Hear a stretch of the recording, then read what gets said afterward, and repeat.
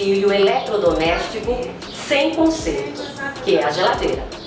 A segunda vertente é o reconhecimento e a divulgação artística por meio do grafite, arte na geladeira.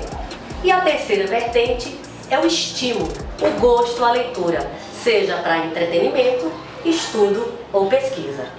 As nossas geladeiras, as geladeiras do projeto Cuca Fresca, depois de customizadas, pintadas, serão distribuídas em pontos estratégicos da nossa cidade e em algumas comunidades, em alguns povoados.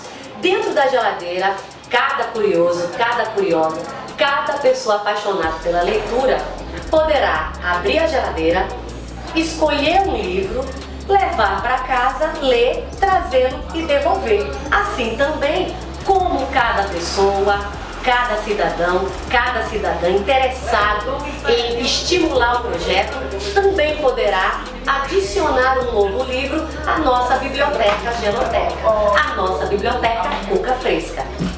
Através desse projeto, estudantes da rede municipal ou da rede estadual, assim também como a população em geral, poderá fazer pesquisas independente da biblioteca na escola, pois a biblioteca agora vai estar acessível, vai estar nas ruas.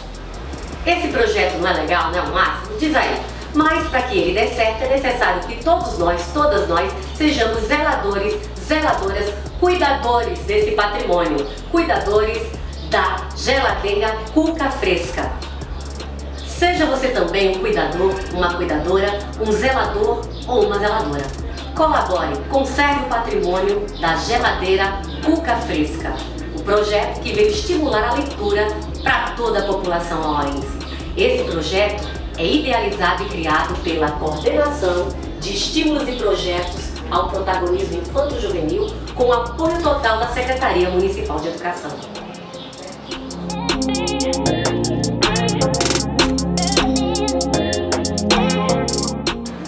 E aí galera, Yuri Mania aqui, passando para apresentar para vocês aqui o trampo do grafite.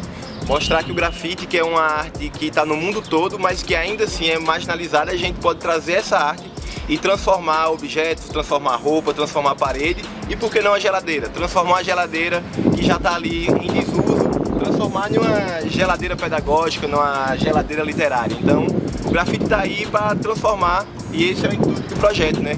Transformar.